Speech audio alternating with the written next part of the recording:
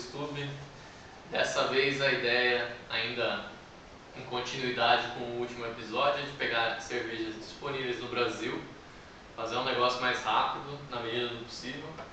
E hoje a gente veio falar de outro estilo belga. A gente só falou de estilo belga até agora, né? Mas calma que vai vir outras coisas no futuro.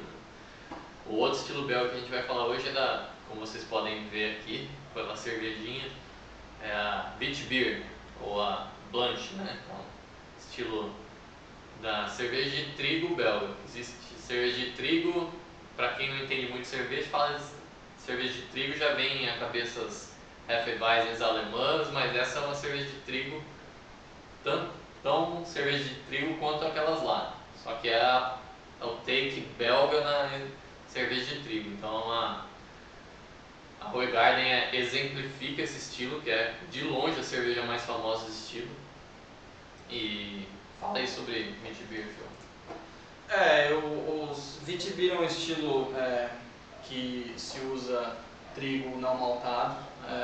É um estilo que está focado no caráter perfumado dos temperos que vai nela. Então ela vai ser um estilo com um mouthfeel baixo a médio baixo, cremosa e com uma característica de grão, assim, não muito alta, não muito malte, mas tem esse negócio grainy do malte.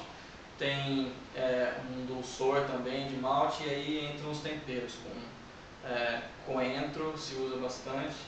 Ele tem essa característica cítrica, laranja, perfumada, também vem um pouco de condimento, assim. Pode ter no final uma coisa azeda, um azedinho, né? Seria uma tradução melhor, assim, uma coisa mais lática, mas é um opcional que no caso dá o balanço da cerveja também. Um detalhe que eu queria chamar a atenção: a Hoegaarden virou uma marca, mas no caso ela era um estilo, assim. Então é uma pena que tenha alguém que roubou o nome Hoegaarden, e você, quando se refere a Hoegaarden, você está se referindo a uma marca e não a um estilo. A gente não devia estar falando aqui de Witbier, a gente devia estar falando do estilo Hoegaarden, mas isso é só um detalhe. Você já fez Wit, né? Aliás, aquele clássico vídeo do YouTube que vocês podem ver aqui, ó, o link. É o Phil fazendo um clone da Hoegaarden, né? Como que foi? Aquilo lá foi em 2006, eu comecei a fazer cerveja no começo de 2004.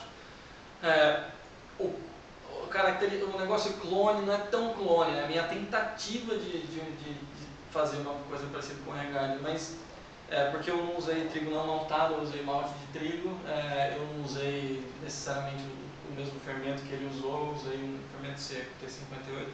Mas foi uma cerveja muito válida, eu achei que ficou muito parecido porque eu usei o coentro assim, acho que uma dosagem muito parecida, ficou bem perfumada, ela ficou branca da mesma cor, com aquela turbidez característica, não errando muito, ao contrário do estilo triplo, que é muito difícil de você conseguir fazer uma coisa bem parecida. Essa daqui eu acho que é um estilo que é um pouquinho mais fácil da gente fazer em casa. Assim. Você fez já? Fiz também com casca de laranja e coentro. Até vale lembrar, no BJCP, apesar de esse ser o mais tradicional, né, coentro, casca de laranja, tem gente que coloca outras coisas, né, cominho, camomila, alguns outros temperos, substituindo às vezes o coentro, ou até junto com o coentro. Tem várias interpretações com erva cidreira, né, também. Erva cidreira. A Dogfish Head tem a Namastê lá da Dogfish Head com erva cidreira. O Luiz lá de Ribeirão. Capim-limão é erva cidreira. É a mesma coisa? O Luiz de Ribeirão ela fazia com erva cidreira. Da Celta, lembra? Já tomamos também. Ou seja, uma cerveja leve, delicada, pra você comer com coisas delicadas, geralmente frutos do mar, tal. Refrescante também, com carbonatação alta, vai ter uma espuma alta, vocês vão ver, que termina seca e gostosa de você tomar bastante. Na Europa é uma cerveja de pub também, muito encontrada em todos os lugares e lá dizem até que é um estilo meio feminino, assim, que há controvérsias, né? Porque muitos homens gostam, assim, é uma cerveja fácil, docinha não, mas condimentadinha, perfumada. Geralmente eles servem com uma laranja aqui, assim, no copo, que também sou contra, mas existe isso e é isso. Nesse episódio nós vamos fazer o seguinte, nós vamos tomar a Hoegaarden, Garden, que é o que o estilo deve ser, que até se confunde com o próprio estilo, como o Phil falou. Vamos avaliar ela rapidamente e depois vou trazer uma outra cerveja que é dentro do mesmo estilo, que eu já vou mostrar qual que é. E vamos discutir as diferenças e as semelhanças com a Hoegaarden. Vamos lá então. Detalhe Dá uma mostrada na carbonatação. na hora de servir. Mostrar nessa Se você não servir Aqui, ó. direito, vai vir muita espuma, por exemplo. Aqui. Percebe que se você jogar a cerveja de cima, você faz espuma quase que instantaneamente. Só lembrando que a Hoegaarden foi comprada pela AB InBev, então ela é muito fácil de achar no mundo inteiro, inclusive no Brasil, tem no Pão de Açúcar, ó, preços bons, né? 5, já vi 4 às vezes um pouco mais cara. Tem no Oktoberfest Blumenau, teve no Oktoberfest São Paulo.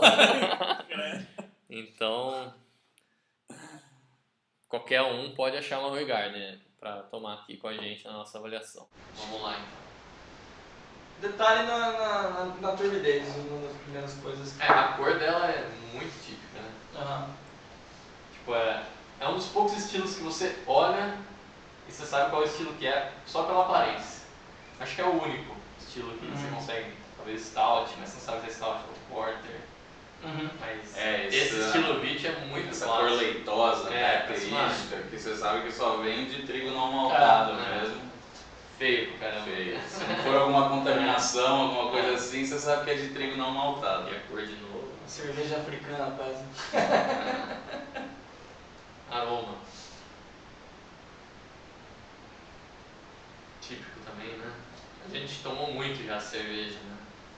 É uma das primeiras cervejas que entram também para quem toma Brahma e Skol e começa no mundo dos artesanais, é uma das, assim como a Leffe, acho que é uma das Leffias de trigo alemãs e a Hoegaarden são as primeiras que... E essa, assim como a cerveja de trigo alemã, que tem como característica assim forte a questão do trigo, né? Então, cerveja de trigo e do fermento.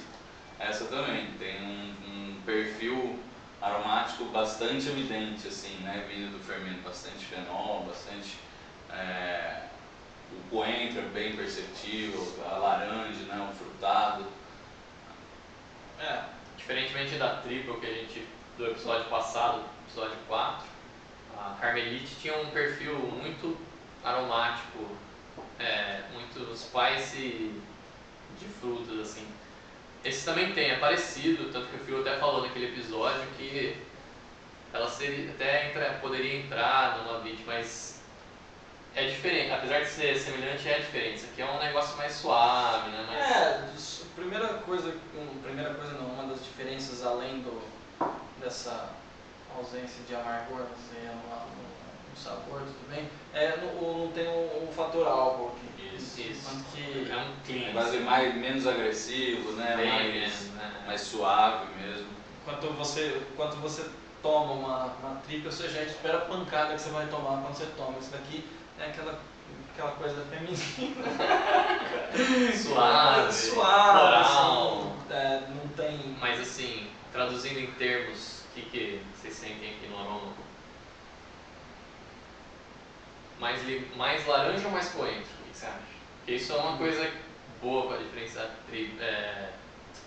Vits. Olha, acho que eu fico mais com a laranja aqui. Eu acho que... Você fica mais com a coentro. E flor também, muita flor. E esse docinho também do docinho trigo, do trigo, né? por baixo, ele malte. Sim. É um cheiro bom mesmo. No geral acaba sendo esse perfumado, meio doce, meio floral. Então é que o coentro ele tem uma característica cítrica, a laranja também, e uma coisa complementa bastante a outra. Eu sinto bastante coentro aqui, e tem bastante laranja, os dois ingredientes são usados. Entendi. Vamos beber água?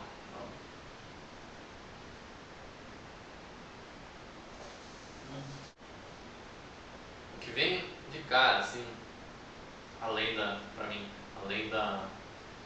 desse aromático, é o mouthfeel dela, assim. Ela meio seca a boca, assim, depois que você engole, né?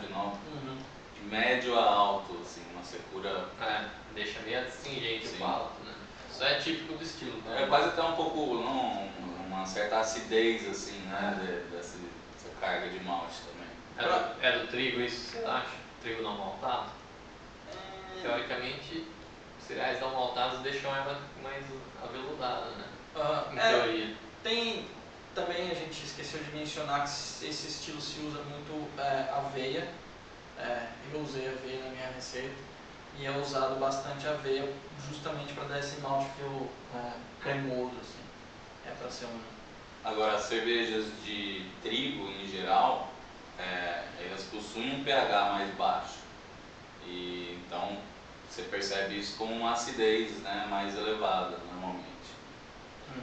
Mas uma outra coisa que eu queria falar é, você estava falando das características principais de sabor, do que eu acho. Acho que uma das coisas que fica muito do jeito que você falou, que termina seca e tal, acho que uma característica muito importante para mim é que eu acho que ela tem um dulçor durante todo o gole e até no final também, um certo doce, assim, não só frutado, assim, uma coisa que é característica. Mas é um equilíbrio legal, assim. Assim, pro propósito dela de harmonizar com pratos delicados ou refrescar mesmo, assim, se tomar bastante num dia quente, é um belo estilo, né? Sim. Para iniciar pessoas... É pelo fato dela ser doce, ela começa doce, mas ela tem essa questão de terminar seca que aumenta o drinkability, né? Muito, né? Que pede um próximo gole e não enjoa tão fácil. Então, uma cerveja que também não tem um teor alcoólico muito elevado, o amargor é baixo, né? Tanto o amargor ou a sensação de lúpulo é baixo. Então, equilíbrio, né? O lúpulo quando vem ele aparece terroso, uma coisa mais terrosa assim, e combina perfeitamente com esse estilo. É muito então, ó, deixem um pouco de Oi Garden no copo que eu vou buscar a nossa outra cerveja da noite. Então a próxima cerveja é essa aqui, ó. Não sei se alguém já viu, já tomou. É a Inédit da Estrela, cervejaria espanhola, Estrela Damm. Essa, deixa eu mostrar aqui para essa câmera. Primeiro a garrafa dela, né? Que eu acho animal. Muito bonito. O vidro é meio temperado preto. O rótulo é simplesmente uma estrela. E vem com esse livretinho aqui que conta a história da cerveja. A história, assim, rapidamente essa cervejaria é uma das maiores da Espanha, se não a maior. E eles resolveram ir para essa leva de cervejas para harmonização, especiais, e chamaram o principal chefe da Espanha e acho que o chefe mais famoso da história do mundo, assim, até agora, que é o Ferran Adrià, que tinha o restaurante El Bulli na Espanha, que agora já fechou esse restaurante, mas ele é uma personalidade considerado o melhor chefe que já existiu. E ele meio que fez essa cerveja junto com os mestres cervejeiros da Estrela Damm para justamente harmonizar com cozinha de alto nível. Então é uma wheat beer também, com coentro e casca de laranja, no estilo da Oi Garden, e agora nós vamos tomar ela para ver as diferenças e semelhanças. Deixa eu só ver aqui o teor alcoólico. 4.8 também, Oi Garden é 4.9. É isso, uma garrafinha de 750 ml que também facilmente encontrado, tem no Pão de Açúcar e tem nos principais empórios. Bonito o som, né? Bonito. Ideia de espuma, né? Servir aqui nessa taça. Bastante cuidado para não... O trigo também é um grão que tem essa característica de ter bastante proteína e por isso que ele fica com uma espuma tão alta e retida desse jeito.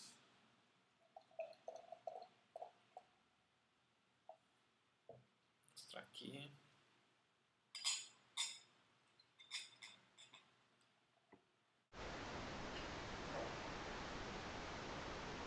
Vou deixar pro lado aqui para não ficar na frente. Mais uma formação de espuma, né? Uma aparência bonita pra caramba, Ela já é uma cor mais escura, né? mais douradona. A gente olhar aqui, ó. Dá pra ver que a Hoegaarden é mais pálida um pouco. Ela é um pouco mais escura, mais dourada, brilhante. Espuma bem branca, né? Bem cremosona. Boa retenção e bom lace. Descendo aqui pelo copo. Aroma. E aí? Continua tendo tudo que a gente falou na Hoegaarden e tal. Eu acho que ela puxa uma coisa um pouquinho mais centrada em malte, mas é bem pouco. Concordo. Não Menos aromático. Menos especiarias no aroma. E parece ser muito refinada, assim, sabe? Ela não é um negócio simples, não, é uma coisa bem que vem aos poucos e Tá mais gelada também. tá mais gelada, ela vai acabar tendo mais, então um perfume suave. Assim, um perfil limpo, assim, né? Uhum. Zero de acetil, por exemplo. Eu já não esperaria Quase uma lager. muita coisa azeda aqui não também, né? É uma coisa... Aliás, nem a Hoegaarden tem isso. Mas eu acho que a laranja fica menos evidente do que na Hoegaarden, né? Se tirar as duas aqui. Laranja e especiarias, assim, né? Um coentro, por É um exemplo. negócio mais equilibrado, assim. O malte equilibra mais com a especiaria do que a Hoegaarden, que fica mais destacado que a especiaria. Ela tem um pouquinho de baunilha, eu acho, também, assim, no aroma. É alguma coisa. Acho que é baunilha mesmo. É bem suave, né? Bem suave mesmo. Aqui parece que você sente mais, assim, um grain, né? De pilsen também, até do trigo. Quer beber? Pode beber, eu vou... Isso que o Patrick estava falando de malte, a gente não tem falado muito, justamente porque a gente só está fazendo uma avaliação de cervejas belgas. E o malte ele é simples e aparece em segundo ou em terceiro plano, então é difícil da gente comentar tanto nas notas do malte.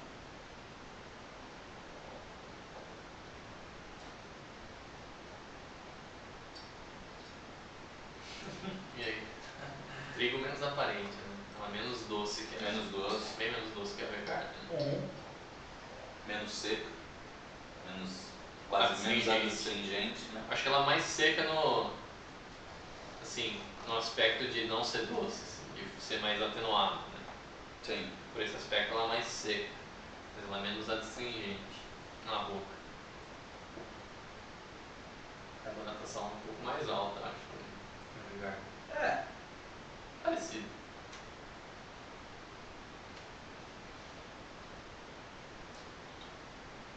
E notas condimentadas, você comparando um com a outra?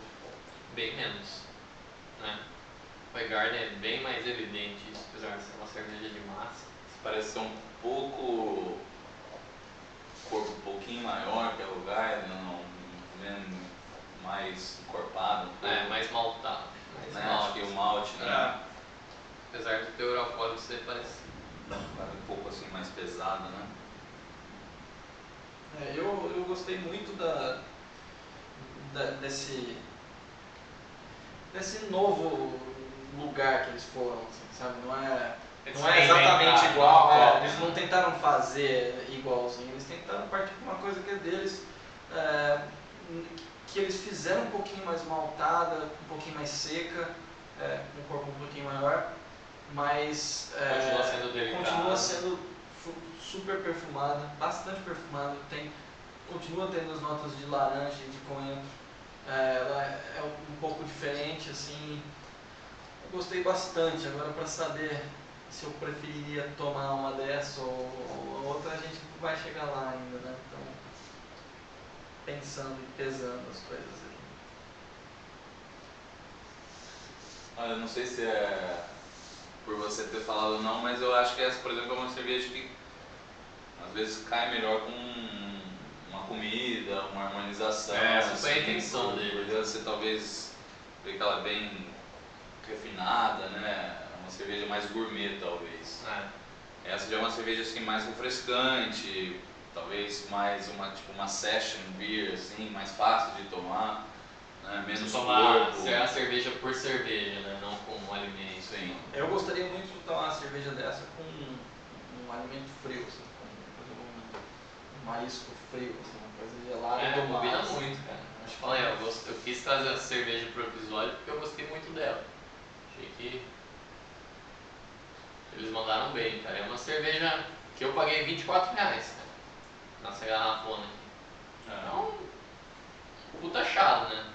Você quer fazer um jantar e beber alguma coisa, principalmente se for nessa linha de frutos do mar ou risoto, mas sem carne muito pesado. Nossa, perfeita a cerveja. Agora, uma coisa que eu queria conversar é sobre o final amargo, mas não necessariamente amargo de lúpulo. Porque eu estava falando qual que era mais condimentada, eu estou tomando as duas agora, uma lado a lado, eu estou achando a Hoegaarden bem mais fenólica, que dá essa impressão de amargo, e que tem um final um pouquinho mais amargo. Assim. Essa aqui termina seca, totalmente. Não é nem tão amargo, mas persistente, né? A Hoegaarden você toma, depois você engoliu, fica aquele tempero na sua boca por alguns bons segundos, quase 10 segundos. Essa aqui não, você toma, em 1 ou 2 segundos acaba. Já pede o próximo gole, né? Então acho ela mais fácil de beber até. Mais desbalanceada talvez, né? Pede mais. O outro gole é a mais seca, né? Na verdade é essa, menos doce. E é engraçado que elas têm exatamente o mesmo teor alcoólico. Então você vê em duas cervejas com exatamente o mesmo teor, que essa aqui é muito mais, tecnicamente muito maior. É exatamente o que você falou, você faz um termino bom e você já pode tomar um outro, enquanto que o final dessa dura um pouco mais. Persiste, né? Interessante tomar as duas juntas. Em termos de preferência, nota sua até 10, você daria uma nota maior para essa ou para o Hoegaarden? É um negócio difícil isso. Jogando pelo estilo, porque pra mim eu jogaria essa baseada nessa. Sobre o estilo. Exato. Tudo que eu sei de Witbier vem dessa cerveja, né? Então, teoricamente, essa é um desvio dessa. Tá, deixa eu fazer outra pergunta então. No estilo Witbier, a hora que você vai dar a nota de impressão geral, de 0 a 10, você daria nota maior para essa ou para essa? O que você acha? Geralmente é isso. Se eu estivesse jogando estilo Wit e viesse duas amostras, uma dessa, uma dessa, pra eu você... daria a nota mais alta para o Hoegaarden. Dentro do estilo, mas isso não significa que eu preferiria beber ela, entendeu? Entendi. Acho que dentro do estilo o Hoegaarden é imbatível. Eu gosto muito de uma cerveja americana, a Allagash White, que eu acho ela melhor que o Hoegaarden, como Witbier. Eu não sei explicar porquê, mas eu acho que as especiarias usadas deixam ela mais agradável ainda. Ela é bem semelhante. Mas essa ela não é, apesar de ser uma Wit, ela é uma reinvenção da Wit, que nem se falou. Mas ela é uma ótima cerveja, só que dentro do estilo de um setting de competição, eu acho que ela perde. Mas eu acho que, com certeza, se eu pudesse escolher, eu sempre faço esse cenário. Se você caísse na ilha de Lost ou numa ilha, se você pudesse escolher uma cerveja para tomar o resto dos seus dias vivos lá, só uma, qual que você escolheria, assim, entre essas duas? Acho que é essa, né? Não sei, se fosse numa ilha tropical, é essa. Mas enfim, são duas ótimas cervejas e nem vamos dar nota aqui, né? Porque não cabe, mas a gente pede que vocês façam esse exercício de pegar essas duas cervejas e tomar junto, vendo esse vídeo, e podem escrever aqui nos comentários aqui embaixo o que vocês acharam, pra gente saber também como que está sendo o feedback, né? Mais alguma coisa pra falar? Eu quero.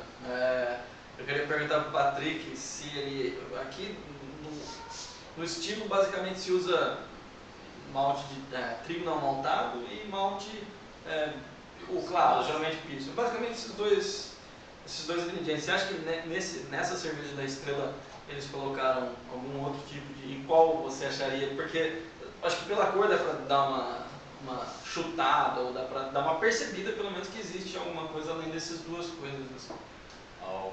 Uma variante do Pilsen um pouco mais escura, como talvez um Carahel, alguma coisa assim, né? Alguma coisa pra dar Não cor. só na cor, mas acho que até no gosto, essa característica mais maltada que a gente está percebendo, vem não só às vezes de um malte Pale Ale mesmo, ou de um malte Carahel. Então você, até talvez na proporção de trigo, você vê pela cor, né? Que ela não é tão branca. Então eu acho que sim, eu acho que a gente percebe muito mais malte nela mesmo. Talvez no Carahel, eu acho que eu estaria. Aí não tem no site, pelo menos, essa informação. Não, é uma boa. Mais uma coisa? Não. Então vamos despedir. Estrela Damm Inédit. Uma bela cerveja, uma variação do estilo. E a Regarden também, vocês podem achar facilmente. Espero que vocês bebam essas cervejas e assistam ao nosso vídeo bebendo-as.